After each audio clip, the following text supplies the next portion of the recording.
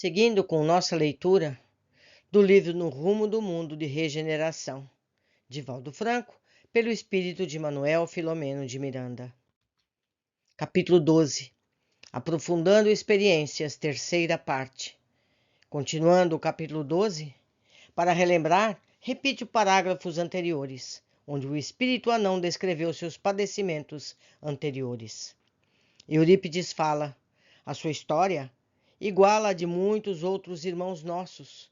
Comove-me as lágrimas, também trago no coração as flechas dos males que pratiquei contra mim mesmo. No entanto, o sublime medicamento para a dor tão profunda é o perdão. Os irmãos acusados não são mais os mesmos, porquanto, na fileira dos anos do passado, retornaram mais de uma vez a aprender as lições sublimes do amor, da fraternidade.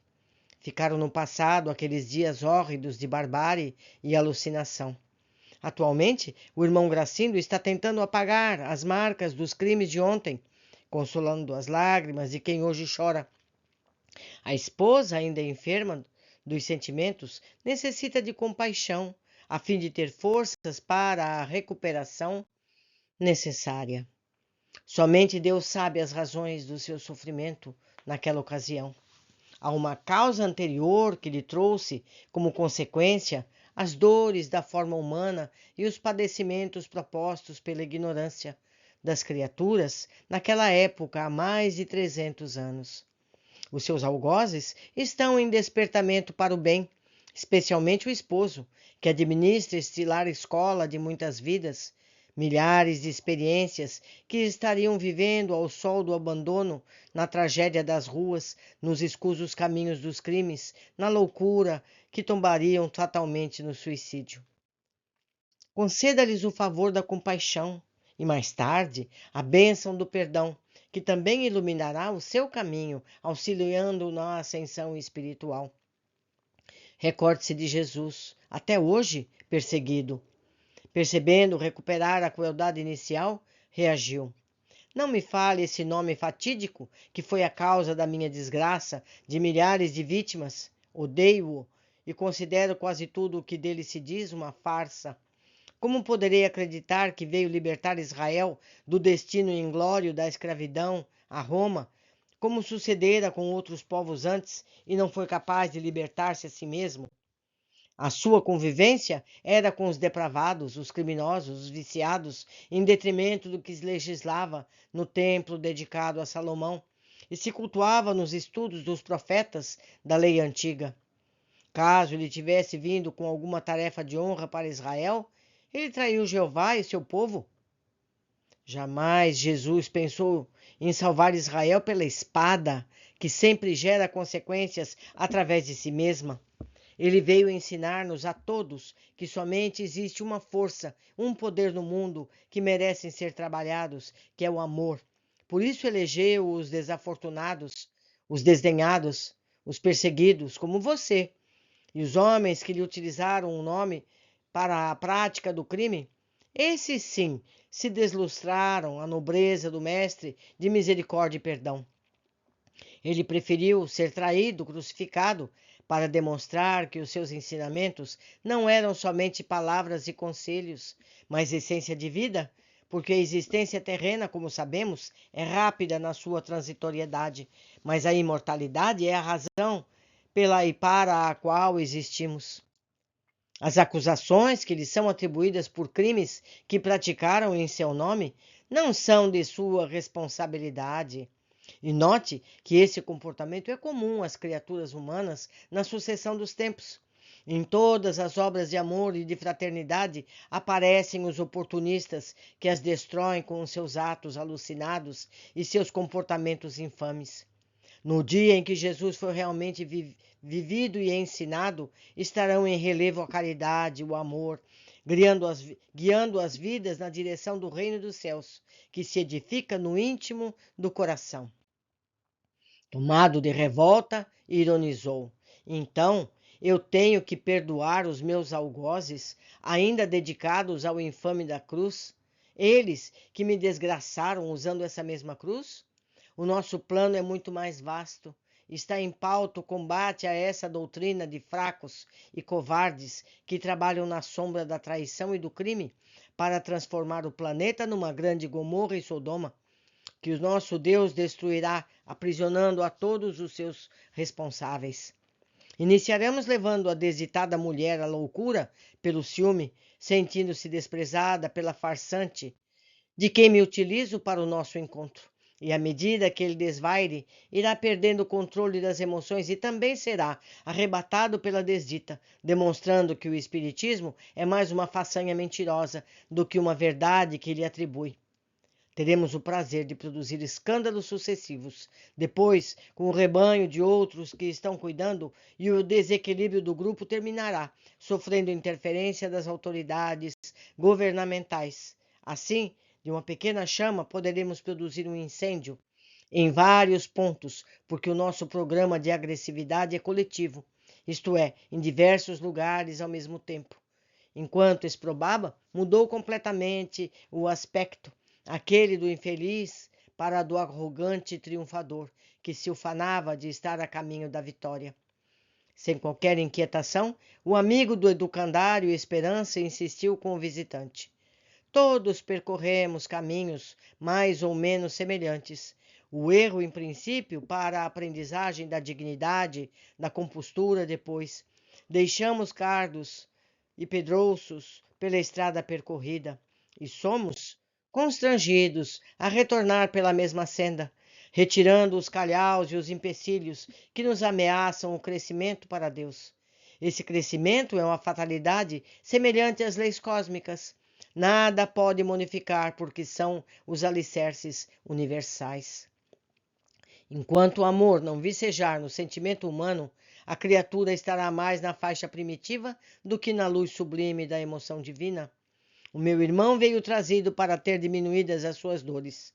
Assim, irá cooperar conosco para que as aflições das suas vítimas atuais também sejam diluídas. Para tanto, contamos com o seu raciocínio. Permaneça aqui na instituição por alguns dias, especialmente agora que o mundo está em quarentena, recuperando-se moralmente sobre o látego de uma pandemia, que é mecanismos das leis superiores para equilíbrio moral do planeta. E veja como são úteis os que fazem sobre a inspiração de Jesus. Posso asseverar-lhe que, se depender de mim e dos nossos amigos, todos inscritos nessa guerra de libertação, nada você conseguirá com o seu Cordeiro de Deus. A frase foi exteriorizada com uma grande ironia, método normal de zombaria para perturbar a lucidez do antagonista. Procurando demonstrar o seu falso poder na comunicação, agitou a médio, ergueu-se os braços com os punhos cerrados, em atitude de golpear a mesa para parecer forte. A um sinal do mentor, o irmão Cláudio aproximou-se e aplicou passes dispersivos, eliminando os fluidos pesados que ele expelia, em tentativa de prejudicar a aparelhagem delicada da médium. Enquanto isso, Eurípides induziu o desditoso ao sono reparador, profundo, e logo aconteceu, sendo desligado e conduzido por auxiliares nossos a uma sala próxima, para uma nova oportunidade posterior. De imediato, a médium Amália, em transe profundo, foi incorporada pela entidade que perturbou o casal, logo também presente em desdobramento pelo sono físico. Tratava-se de um cavalheiro com mais ou menos 50 anos de idade, que envergava indumentária religiosa de nível superior. O orgulho e a prepotência estavam visíveis na sua aparência presunçosa, nos ademanes de aparente distinção. Com ele vieram alguns áulicos trazidos, sem o saberem, pelos construtores do trabalho.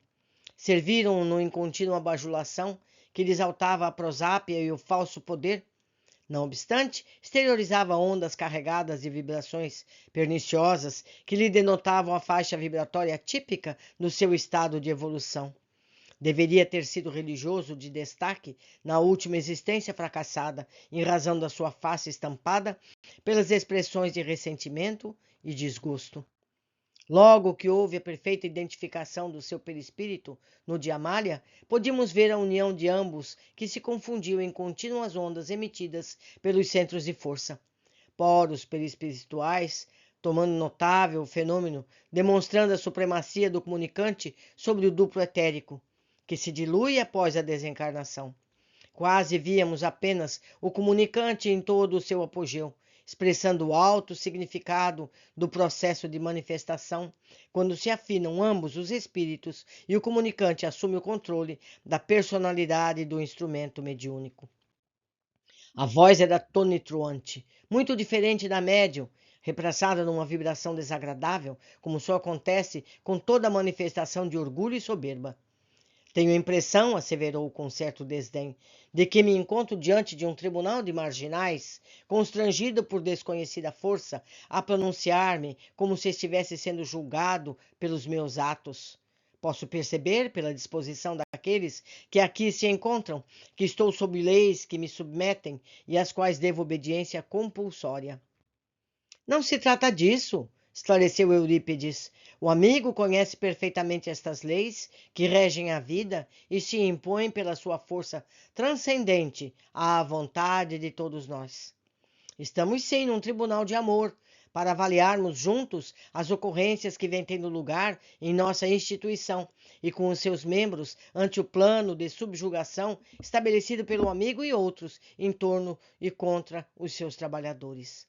Como a sua adesão voluntária não seria possível, apelamos para os desígnios superiores e recorremos a Jesus, que é o nosso amado comandante, e ele aqueceu em trazê-lo até nós. O visitante, visivelmente contrariado, começou a enunciar textos em latim, à semelhança de mantras que poderiam defendê-lo das nossas energias. Sabemos que nos encontramos em guerra, prosseguiu o abençoado terapeuta do amor, e como somos mensageiros da paz, resolvemos estabelecer um encontro pessoal, a fim de discutirmos os itens que deram lugar a essas batalhas hediondas que vêm sendo tratadas com finalidade hedionda, destruir a ética e semear a desordem em toda parte. Assim o fazemos pelo grande respeito que temos por aqueles que se tornaram adversários sem que o soubéssemos, desde os nossos objetivos repousam e se reforçam na lei de amor ao alcance de todas as vidas. Nessa instituição, vigem as diretrizes do amor aos filhos do Calvário, conforme a expressão de Jesus, de modo que nos reuníssemos para os ajudar.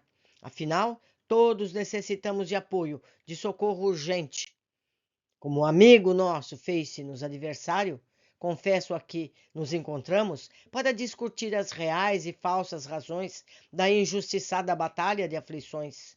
Silenciou para dar lugar ao diálogo, que não se fez esperar.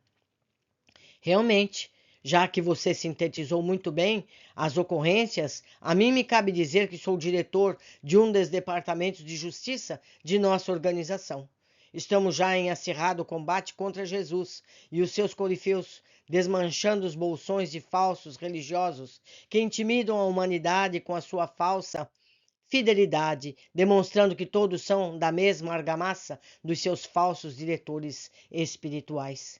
Iremos, a pouco e pouco, apagar as pegadas dos caminhos do Galileu, assim como dos seus súditos de ontem e de hoje, num mundo moderno onde não há lugar para comportamentos místicos e éticas falsas, ocultando os conflitos internos de todos os devassos e corrompidos.